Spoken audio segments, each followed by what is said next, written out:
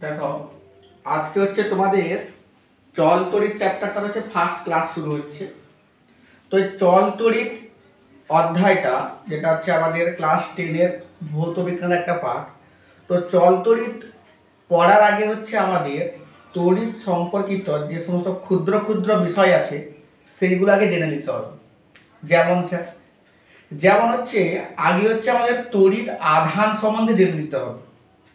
তড়িৎ আধান, স্যার তড়িৎ আধানটা কি?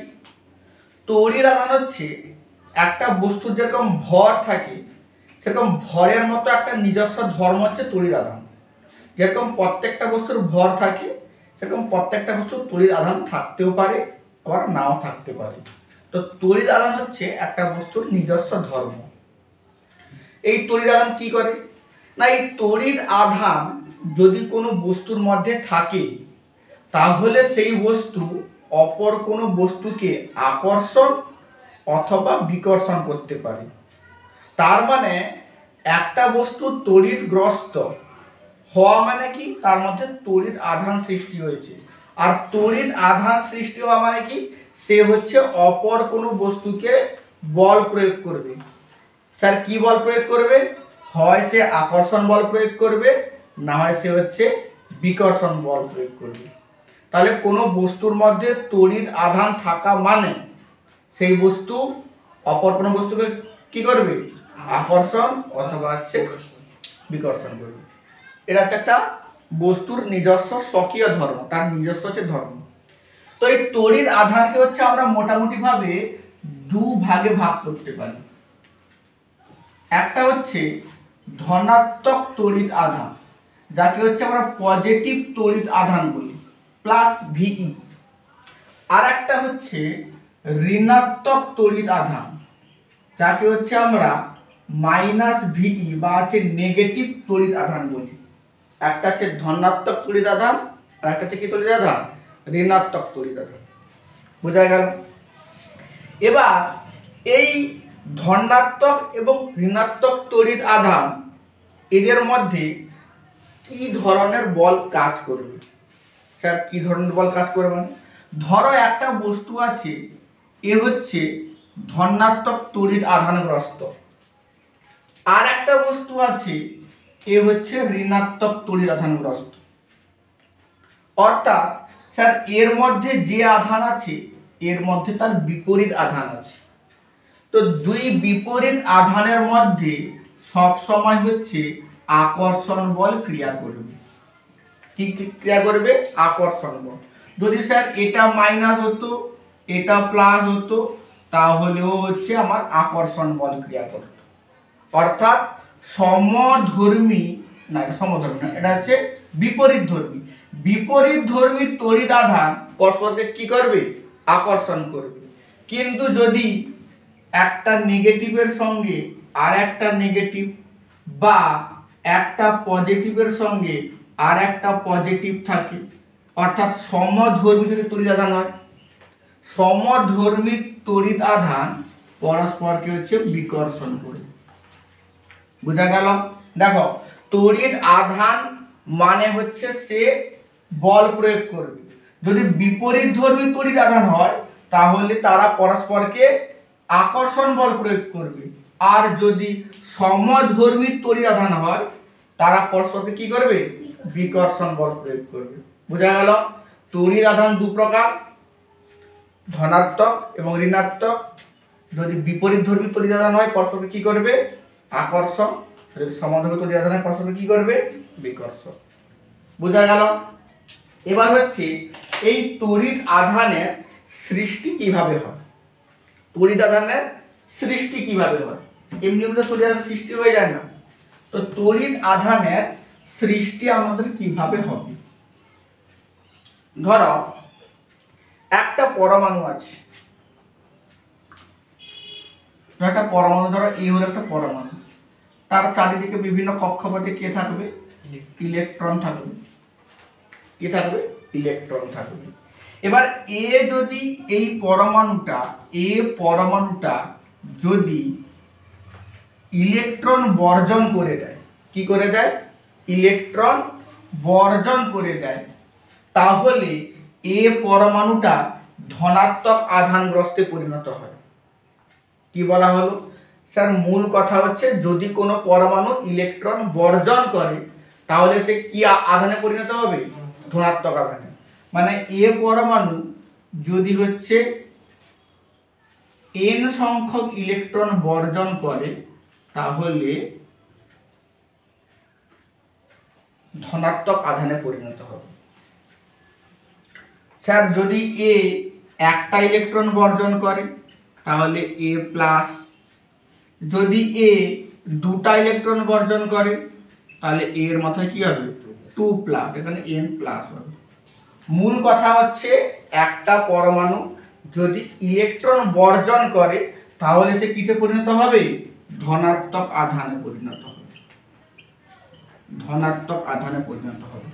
ঠিক তেমনি যদি এই এ পরমাণুটা ইলেকট্রন গ্রহণ করে তাহলে সে হচ্ছে ঋণাত্মক আধানে আহিত হবে।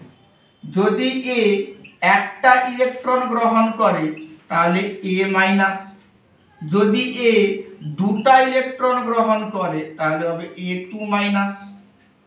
মূল কথা হচ্ছে যদি কোনো পরমাণু ইলেকট্রন গ্রহণ করে তাহলে সে হচ্ছে ঋণাত্মক আধানে আহিত হয়।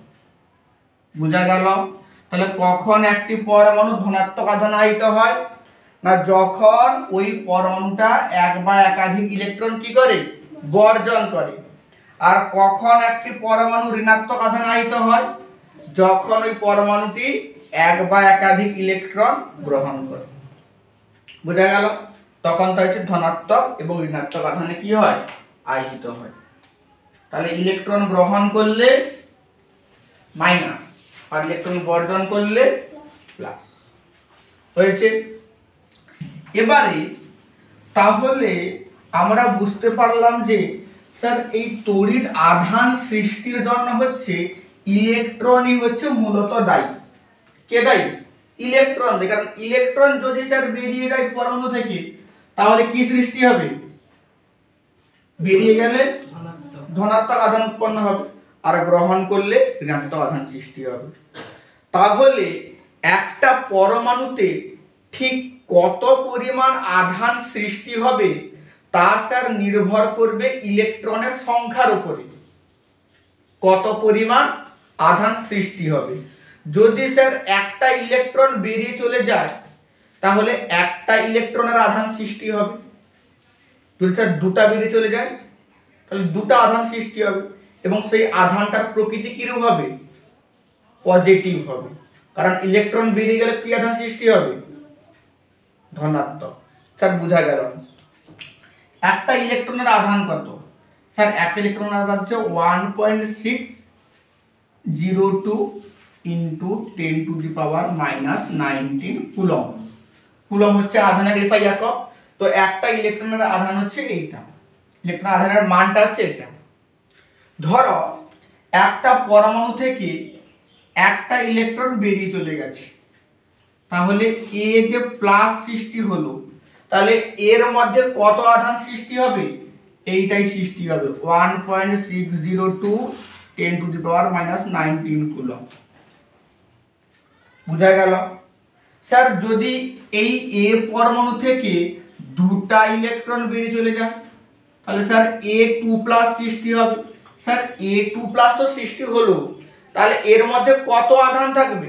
স্যার দুটা ইলেকট্রনের আধান থাকবে। একটা বেরিয়ে যদি এত হয় দুটো কত হবে? 2 গুণিতক 1.602 10⁻⁻19 কুলম।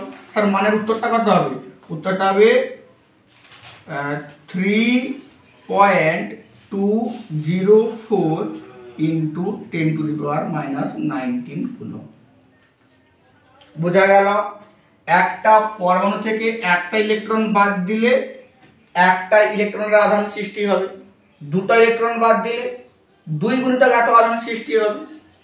হয়েছে? যদি স্যার তিনটা ইলেকট্রন বাদ যায় তাহলে কত সৃষ্টি হবে? স্যার সৃষ্টি তো হবে A3 প্লাস, কিন্তু এর মধ্যে কত আধান থাকবে? তো 3 গুণিতক 1.6 লিখব। 1.602 কে 1.6 লিখে যদি করি তো কত সৃষ্টি হবে? 16×3 = 48 মানে 4.8 ইন্টু 10⁻⁻19 কুলম। বুঝা গেল? তাহলে দেখো, তাহলে স্যার একটা পরমাণুতে হয় স্যার এত আধান সৃষ্টি হবে, না হয় এত আধান সৃষ্টি হবে, না হয় এত আধান সৃষ্টি হবে। বা ঠিক এ যদি উল্টাগুলো হয়, উল্টোগুলো কি, যদি এই পরমাণুটা ইলেকট্রনগুলোকে গ্রহণ করত প্লাস প্লাস প্লাস, তাহলে এখানে কি সৃষ্টি হতো, A minus, A2 minus, A3 minus.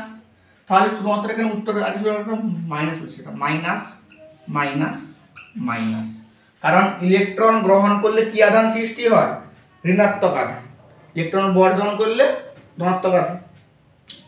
তার মানে মূল কথা হচ্ছে এই যে আধানের যে মানগুলা বেরাচ্ছে, এই স্যার মানগুলো বেরাচ্ছে ইলেকট্রনের আধানের সরল গুণিতক। স্যার মানে ইলেকট্রনের আধানকে 1 দিয়ে গুণ করলে যেটা বেরায় সেটা, বা 2 দিয়ে গুণ করলে যেটা বেরায় সেটা, বা 3 দিয়ে গুণ করলে, বা 4 দিয়ে গুণ করলে, মানে ইলেকট্রনের আধানের সরল গুণিতক হিসাবে একটা বস্তুতে আধান সৃষ্টি হচ্ছে। বুঝা গেল? কখনোই তুমি হচ্ছে এই যে 1.6 পাবে, না হয় 3.2 পাবে, না হয় 4.8 পাবে, না হয় ধরো 6.4 পাবে। কত পাবে? 6.4 পাবে, কারণ 16×4 = 64, বা 8 পাবে, 16×5 = 80, এগুলো পাবে। কারণ একটা ইলেকট্রন যাওয়া মানে এটা, দুটো যাওয়া মানে এটা, তিনটা যাওয়া মানে এটা। কিন্তু কখনোই তুমি ধরো 4 × 10⁻⁻19 কুলম এই আধানটা তুমি কখনোই পাবে না। স্যার কেন পাবে না? কারণ স্যার এই আধানটার মান ইলেকট্রনের আধানের সরল গুণিতকে নেই। আধান সৃষ্টি হওয়া মানে কি, ইলেকট্রন বেরিয়ে যাওয়া। তো দুটা বেরোলে স্যার 3.2, তিনটা বেরোলে স্যার 4.8, 4 তো স্যার কোনো জায়গায় হচ্ছিল না, তাহলে 4 কোনো জায়গায় হবে না। কারণ অর্ধ সংখ্যক ইলেকট্রন তো আর কখনো একটা পরমাণু থেকে বেরিয়ে চলে যায় না, হয় সম্পূর্ণ বেরিয়ে চলে যাবে, আর সম্পূর্ণ বেরালে 4.8 হয়ে যাবে। ধরো দুটা বেরিয়েছে 3.2 সৃষ্টি হয়েছে, তিনটা বেরোলে কত হবে, 4.8 সৃষ্টি হবে, কখনো 4 সৃষ্টি হবে না। অর্থাৎ মূল কথা হচ্ছে যে সমস্ত আধান ইলেকট্রনের আধানের সরল গুণিতক, মানে তার নামটাই আছে, সেই সমস্ত আধানের একমাত্র প্রকৃতিতে অস্তিত্ব আছে। যে সমস্ত আধানের মান ইলেকট্রনের আধানের মানের সরল গুণিতকে নেই, তাদের মান প্রকৃতিতে নেই।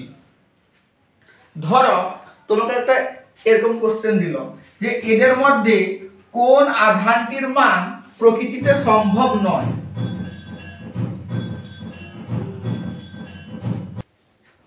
ধরা বলছে যে এদের মধ্যে কোন আধানটির মান প্রকৃতিতে সম্ভব নয়, বা প্রকৃতিতে এদের মধ্যে কোন আধানটির পরিমাণ আমরা লক্ষ্য করতে পারবো না।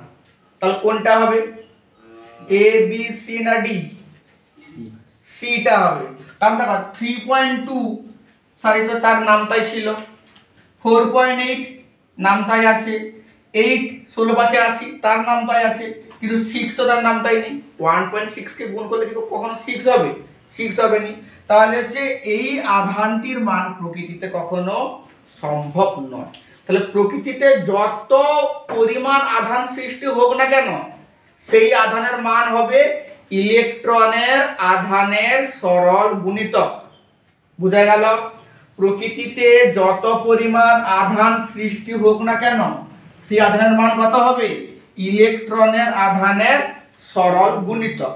অর্থাৎ যদি মোট আধান কিউ হয়, তাহলে কিউ সমান হবে প্লাস মাইনাস n ইন্টু ই। স্যার কিউটা কি? কিউ হচ্ছে একটা বস্তুতে মোট কত আধান সৃষ্টি হবে। স্যার প্লাস মাইনাসটা কি? প্লাস মাইনাস হচ্ছে ধনাত্মক আধান সৃষ্টি হবে না ঋণাত্মক আধান সৃষ্টি হবে।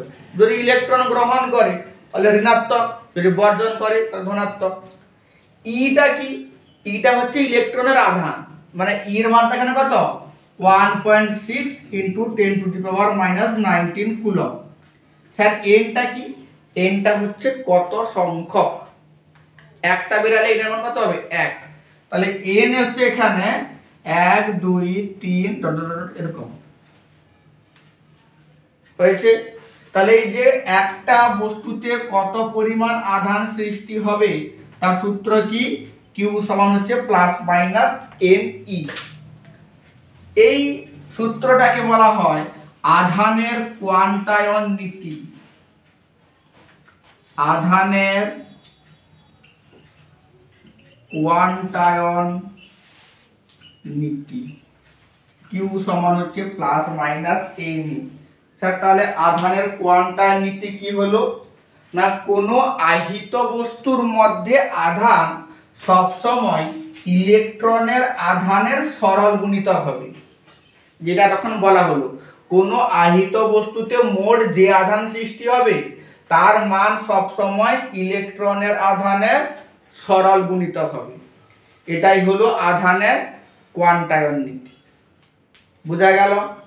এবার এখান থেকে আমরা একটু অঙ্ক করে দেখি এই Q সমান প্লাস মাইনাস NE থেকে। কি অঙ্ক লিখো, একটি বস্তুতে সৃষ্ট আধানের পরিমাণ, একটি বস্তুতে সৃষ্ট আধানের পরিমাণ Q সমান হয়েছে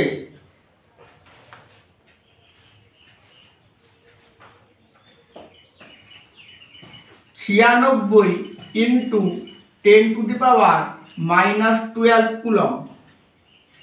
একটি বস্তুতে সৃষ্ট আধানের পরিমাণ 96 ইন্টু 10⁻⁻12 কুলম্ব হয়েছে। তাহলে ওই বস্তু থেকে কত সংখ্যক ইলেকট্রন গৃহীত হয়েছে বা বর্জিত হয়েছে বের করো। তাহলে বস্তুতে কত সংখ্যক ইলেকট্রন গৃহীত হয়েছে অথবা বর্জিত হয়েছে, বোঝা গেল? তাহলে গৃহীত হয়েছে কিংবা বর্জিত হয়েছে তা আমরা বুঝবো কিভাবে? স্যার আধানটার প্রকৃতি দেখি। আধানটার প্রকৃতি কি স্যার? কিছু নেই মানে পজিটিভ। তাহলে পজিটিভ আধান কখন সৃষ্টি হয়? যখন ইলেকট্রন বর্জন করে। তাহলে স্যার প্রথম কথা হচ্ছে এই বস্তু থেকে ইলেকট্রন বর্জন হয়েছে, তবে তো পজিটিভ আধান সৃষ্টি হয়েছে। এবার কোশ্চেন হচ্ছে যে কতগুলি ইলেকট্রন বর্জিত হয়েছে, তার তোমাকে বের করতে হবে সেই n বের করতে হবে। কতগুলি ইলেকট্রন, একটা না দুটা না তিনটা, এটা মানে কি n বের করতে হবে। তাহলে সূত্র কি জানি স্যার? Q সমান প্লাস মাইনাস NE। তাহলে n সমান কি হবে স্যার? n সমান হবে তাহলে Q by E। Q by E sir Q এর মানটা কত? স্যার Q এর মানটা তো দেয়া আছে 96 ইন্টু 10⁻⁻12 কুলম্ব। আর E কত স্যার? E হচ্ছে ইলেকট্রনের আধান মানে 1.6 ইন্টু 10⁻⁻19 কুলম্ব হয়েছে। এবারে দেখো 1.6 16 16 6 96 হয়, কিন্তু 1.6 আছে তখন কত হবে? 60 হবে। কত হবে? 60। এমনিতে 16 6 হয়, যদি দশমিক আছে 1.6 কত উপরে তো 60 হবে। আর এই দেখো 10⁻⁻19 কুলম্ব, এইটা যদি আমার উপরে উঠে যায় তাহলে কত হয় বলো তো? -19 প্লাস 19 হয়ে যাবে। 10⁻⁻19 কুলম্ব উপরে উঠলে কত হবে? 10⁻+19। তো এটা নিচে মুছে দাও। তাহলে মুছে দিলাম। তাহলে কত বের হলো দেখো, 60 গুণিতক -12 প্লাস 19 মানে 10⁻7। বলে তোরা 6 গুণিতক 10⁻8। এতগুলি ইলেকট্রন হচ্ছে সে হচ্ছে বর্জন করেছে। বুঝা গেল? তাহলে একটা বস্তুতে মোট এত আধান সৃষ্টি হয়েছে, তাহলে সে কতগুলি ইলেকট্রন বর্জন করেছে? স্যার মোট আধানকে আমি ইলেকট্রনের আধান দিয়ে কি করে দেব? ভাগ করে দেব। এবারে দেখো এখান থেকে আরো কিছু মাথা খাটানো অঙ্ক করা যাক। ট্রিকি অঙ্ক। স্যার কি ট্রিকি অঙ্ক? বলছে দুটো আধান, একটার মান Q1 আর একটার মান Q2, বোঝা গেল? দুটো আধানের মান কি বলছে স্যার? বলছে Q1, একটা আধানের মান Q1 আর একটা আধানের মান হচ্ছে Q2। স্যার হোক Q1 আর Q2, স্যার আধানটার মান কত? মান হচ্ছে Q1 আর Q2। আধানটার স্যার প্রকৃতি কি? স্যার প্রকৃতি মানে প্লাস কি মাইনাস সেটা বলা নেই, বলছে দুটো আধানের মান হচ্ছে Q1 এবং Q2, কে পজিটিভ কে নেগেটিভ কোনো বলা নেই। হো স্যার, তাহলে কোশ্চেনটা কি জিজ্ঞাসা করছে? কোশ্চেনটা জিজ্ঞাসা করছে এরা হচ্ছে একটা সমীকরণ মেনে চলছে। স্যার সমীকরণ কি সমীকরণ মেনে চলছে? এরা হচ্ছে Q1 গুণিতক Q2 লেস দেন 0। স্যার মানে এর আধানের সঙ্গে যদি আমি এর আধান গুণ করি তাহলে গুণফলটা 0 থেকে ছোট, এইটা হচ্ছে তার সমীকরণ, Q1 into Q2 less than 0। Sir 0 থেকে এদের গুণফল 0 থেকে ছোট, তার মানে স্যার এদের গুণফল অবশ্যই মাইনাস। 0 থেকে ছোট মানে কি? 0 থেকে ছোট মানে এদের গুণফলটা কি? এদের গুণফলটা হচ্ছে মাইনাস, এটা বুঝতে পারলাম। স্যার কোশ্চেনে কি বলছে? কোশ্চেনে বলছে এই আধান দ্বয়ের প্রকৃতি কি রূপ? স্যার আধান দ্বয়ের প্রকৃতি মানে বলছে এই আধান দ্বয় সমধর্মী আধান না হচ্ছে এই আধান দ্বয় বিপরীত ধর্মী আধান। ও স্যার এবার কোশ্চেন বোঝা গেল যে দুটো আধান Q1 এবং Q2 এরা কোন সমীকরণ মেনে চলছে? Q1 into Q2 less than 0। তাহলে এরা সমধর্মী আধান না বিপরীত ধর্মী আধান, এটা আমাকে বের করতে হবে। এবার তাহলে চলে আসি, স্যার Q1 এবং Q2 এর গুণফল 0 থেকে ছোট, তার মানে Q1 এবং Q2 এর গুণফল মাইনাস। কখন দুটো রাশির গুণফল মাইনাস হয়? স্যার আমরা জানি প্লাস আর মাইনাস গুণ করলে মাইনাস হয়, আর মাইনাস আর প্লাস গুণ করলে মাইনাস হয়। অর্থাৎ স্যার বিপরীত ধর্মী যদি দুটি আধানকে গুণ করি তাহলেই একমাত্র মাইনাস পাই। তাহলে স্যার এখানে যে Q1 এবং Q2 আছে এই দুটি আধান হবে স্যার বিপরীত ধর্মী। কারণ যদি স্যার Q1 প্লাস হয় Q2 প্লাস হয় তাদের গুণফল কি হবে? প্লাস হবে। প্লাস হওয়া মানে তো স্যার 0 থেকে বড় হয়ে যাবে। বা যদি উল্টা হয় Q1 মাইনাস Q2 মাইনাস, তাহলে মাইনাস মাইনাস গুণ করলে কি হবে? প্লাস। প্লাস মানে এর মানটা কত হবে? 0 থেকে বড়। কিন্তু এখানে কি বলছে? 0 থেকে ছোট। তার মানে হয় Q1 প্লাস Q2 মাইনাস, না হয় Q2 মাইনাস Q1 প্লাস, অর্থাৎ আধান দ্বয় কি হবে? বিপরীত ধর্মী। বোঝা গেল? তাহলে Q1 Q2 লেস দেন 0 হলে Q1 Q2 এর প্রকৃতি কি হবে? বিপরীত ধর্মী। এবার স্যার 2 নম্বর কোশ্চেন। 2 নম্বর কোশ্চেনে বলছে Q1 এবং Q2 গ্রেটার দেন 0, মানে Q1 এবং Q2 এর গুণফল 0 থেকে বড়। স্যার তার মানে ধনাত্মক। 0 থেকে বড় মানে কি হবে? ধনাত্মক। স্যার ধনাত্মক হয় যদি স্যার প্লাস প্লাসে গুণ করা হয় অথবা মাইনাস মাইনাসে গুণ করা হয়, তাহলে এখানে আধানদের প্রকৃতি কি হবে? সমধর্মী আধান। তাহলে এখানে আধানদের প্রকৃতি কি হবে? সমধর্মী আধান। প্রকৃতি কি হবে? সমধর্মী আধান। বোঝা গেল? 3 নম্বর কোশ্চেনে বলছে Q1 এবং Q2, Q1 এবং Q2 এদের যোগফলটা 0 দিয়ে বলছে আধান দ্বয়ের মান এবং প্রকৃতি। স্যার দুটো আধানের যোগফল 0। স্যার 0 কখন হয় যোগফল? স্যার ধরুন +6 আর -6, তবে স্যার 0 হবে। প্লাস ধরুন -10 আর +10, তবেই তো 0 হবে। মানে স্যার আধান দ্বয়ের মান সমান হতে হবে কিন্তু প্রকৃতি বিপরীত হবে, তবেই তো 0 হবে। তাহলে এক্ষেত্রে Q1 এবং Q2 আধান দ্বয়ের প্রকৃতি কি হবে? স্যার প্রকৃতি হবে বিপরীত ধর্মী, তবে তো এদের যোগফলটা 0 হবে। আর এদের মান কি হবে? এদের মান সমান হবে। তাহলে Q1 plus Q2 is equal two 0। এক্ষেত্রে Q1 এবং Q2 এর মান কি হবে? সমান। Q1 এরও যা মান Q2 তার মান, আর এদের প্রকৃতি কি হবে? বিপরীত ধর্মী। বোঝা গেল?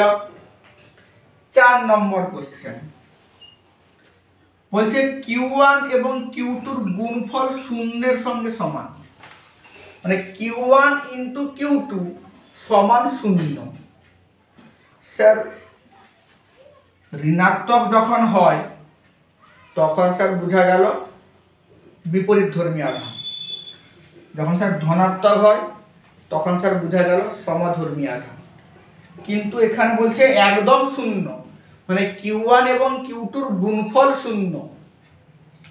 তা কখন দুটো রাশির গুণফল 0 হয়? স্যার যখন একটা রাশি 0 হয়, যেমন 10 গুণিতক 0 সমান 0, 5 গুণিতক 0 সমান 0। বলছে Q1 এবং Q2 এর গুণফল 0, তার মানে স্যার Q1 এবং Q2 এর মধ্যে যে কোনো একটা রাশির আধান 0।